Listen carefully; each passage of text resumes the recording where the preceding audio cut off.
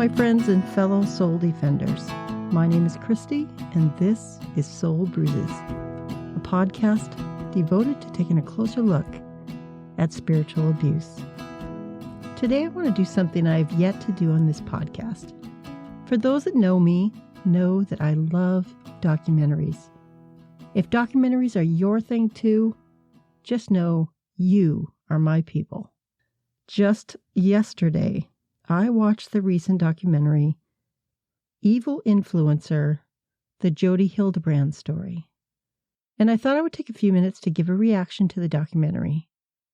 Not to sensationalize it, but to look at it through the eyes of how it relates to spiritual abuse. I want you always to know that some episodes or parts of episodes of Soul Bruises may be difficult to hear. This episode is no different. The subject matter may be triggering, especially for survivors of spiritual or therapy abuse. Please take care of yourself as you listen. It's okay to pause, skip sections, not to listen at all, or return back later. Your well-being matters more than finishing any episode. This episode is difficult and shocking, not only because of what is revealed, but because so much of it feels disturbingly familiar. Jodi Hildebrandt serves as a case study in how authority can become harmful when it operates without transparency, accountability, or challenge. It can quickly become dangerous and destructive without these parameters. For those familiar with the story, you already know who Jodi Hildebrandt is. For those who don't, I will briefly explain later why her actions warranted a Netflix documentary all by herself. My hope for this episode is to remind listeners that spiritual abuse doesn't just exist inside the walls and halls of churches or religious settings. In this particular case, it unfolded within what should have been a sacred and trusted space, a therapeutic environment. Jodi Hildebrandt did not begin as someone overtly abusive. She positioned herself as a guide, a helper, a truth teller, someone who claimed unique insight into the inner lives of others. She was a lifelong member of the Church of Jesus Christ of Latter-day Saints, also known as the Mormon Church. By combining her position as a guide, her knowledge as a therapist, and her religious beliefs, she created a system of influence that weaved a web of destruction that harmed individuals, couples, and parents. This story matters because it shows how spiritual abuse can unfold in ways that aren't always immediately visible. When a criminal act occurs, the lines are a bit more defined, but even before that, it's about a system where one person's authority becomes unquestionable, where raising a concern or disagreeing is treated as a moral failure, and where obedience is presented as the path to healing. In that environment, guidance slowly turns into control, and trust is manipulated, leaving people vulnerable without even realizing it. Those watching this documentary who have survived a spiritually abusive person or church might feel a familiar knot in their stomach. Not because the details matched their story, but because the patterns and dynamics did. The control, the pressure to obey, the way doubt feels like failure. These are things survivors of spiritual abuse know all too well. In this documentary, you are able to see parallels of Hildebrandt's toxic message to those who have spiritually abused others in churches. This episode isn't about diagnosing Jodi Hildebrandt or sensationalizing her story. It's about learning and understanding and recognizing how control works, whether in therapy, parenting, or behind the pulpit. My hope is that it exposes how easily care and guidance can be twisted and weaponized when power goes unchecked. First, a bit of background about Jodi Hildebrandt. She was a former licensed counselor from Utah. Born in 1969 to a family of 7 children. She married and had 2 children, and after several years, she divorced and immediately pursued a graduate degree in educational psychology. With her charismatic and persuasive persona, she developed a reputation as a relationship and life coach, attracting many people from her Mormon community. In 2007, she founded Connexions, a counseling and coaching business offering guidance on marriage and parenting through coaching sessions, classes, a YouTube channel, and online courses. Jodi presented herself as a guide toward truth, discipline, healing, and promising that moral clarity could fix what was broken in families and relationships. However, as her influence grew, so did her control. The language of help began to mask patterns of coercion, isolation, and harm. Over time, her authority became absolute, rooted in the belief that her words and mission were divinely inspired. This grandiose belief led her to justify actions that ultimately caused devastating consequences. Her eventful arrest and guilty plea on multiple counts of aggravated child abuse forced a reckoning, not only with her actions, but with the dangers of unchecked authority itself. The documentary explores her fall from grace, revealing what might have looked like a sudden collapse, but was actually the result of a slow burn. The story isn't just about one woman abusing her power. It's a powerful example of how authority, when left unchallenged, can become dangerous, whether it's dressed up as therapy, parenting advice, or spiritual leadership. Connexions was presented as a mutual collaborative therapy, but in reality it was built on one rule: what Jodi said goes. One client even remembered her saying, "A humble person wouldn't question my authority."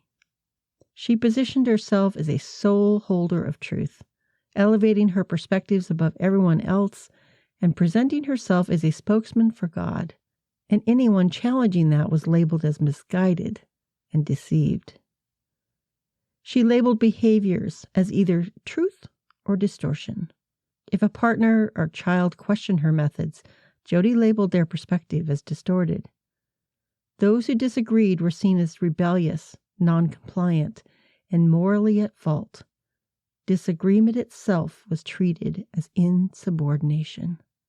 She systematically isolated people at every level, between spouses, between parents and children, and between families in the outside world.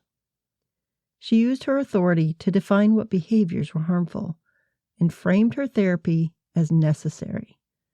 Anyone who went against her authority faced discipline or what she called a loving correction.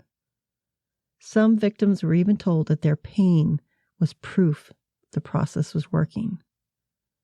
And after all that, any threat to leave or go against her authority, you were choosing distortion, a sign of moral collapse. Anyone outside the group was labeled as evil or off. The structure itself isolated members by requiring them to communicate only with those living in truth, as defined by Jodi herself, effectively shunning those who disagreed or left the group. These are many of the same patterns that show up in high-controlled religious settings. And because Jodi Hildebrandt used her religious ties as a means to control, her actions meet the definition of spiritual abuse. She used her position as a therapist, her knowledge of the scriptures, and her need to control and coerce others, causing profound harm along the way. It's heartbreakingly sad that it often takes a crime for these behaviors to be taken seriously. For a documentary to be made, a book to be written, or any sort of notoriety or public attention to finally do something about it. We need to be educating ourselves before that point, so figures like Jodi Hildebrandt do not continue to inflict devastating harm by destroying marriages, families, and individuals' lives. She did not invent these dynamics, but she truly modeled them. They already exist quietly and systematically in many spiritual spaces, and unfortunately, even sometimes in the sacred space of a therapist's office. In the wake of this story and so many others, there are important questions worth asking. Who is allowed to question authority in your environment? What happens when someone disagrees? Is obedience valued more than truth? Does the environment invite honesty, or does it manage and control it? And when someone leaves, does it bring relief or fear? The kind of authority that leads to healing does not demand silence. It invites dialogue. It does not isolate, it connects. It does not require fear to function. If you are realizing that the space you once trusted actually harmed you, you have not failed spiritually. It means your conscience is waking up after being muted for survival. So, important things to remember. Your worth is not contingent on your compliance. You are allowed to choose truth over loyalty. You're allowed to listen to your body. You're allowed to walk away from environments that call control love. Healthy authority will never ask you to abandon yourself in order to belong. If you choose to watch the documentary Evil Influencer, the Jodi Hildebrandt story, you will find it to be a sobering experience. It reveals a woman who blurred the lines between coaching and control. She used moral and religious language to influence clients' choices, encouraging them to blame themselves or their families for their problems, and systematically isolating them from their support systems. Tragically, this influence has devastating consequences. Jodi Hildebrandt had such significant undue influence over the mother of 6 that you will come to know as Ruby Franke, and ultimately over the 2 children who were abused. Consumed by the power and control she held, Hildebrandt manipulated Franke, who, by her own choices, followed Hildebrandt's teachings to the point of committing horrific abuse against her own children. Hildebrandt's influence and need for control was so extreme that she became complicit in the abuse of her clients' children. Both women were arrested. Both women committed serious crimes. But with greater education and awareness, perhaps individuals like Jodi Hildebrandt will no longer be given a platform, a pulpit, or authority over others' agencies. With deeper understanding, we can learn to recognize these controlling dynamics earlier, refuse to normalize them, protect our autonomy, and push for meaningful change before harm reaches this level. Jodi Hildebrandt exploited vulnerable people by wrapping control and coercion in religious language. She used the sacredness and perceived safety of a therapist's office to demand compliance with her worldview, positioning her beliefs as truth rather than opinion. Over time, that manipulation became a business model, one that financially exploited her clients, many of whom were paying her more per month than their mortgage. Stopping these issues at the level of criminal behavior is necessary, but prevention requires more than prosecution. With greater education and awareness, we can learn to recognize manipulation, control, isolation, and elitism early.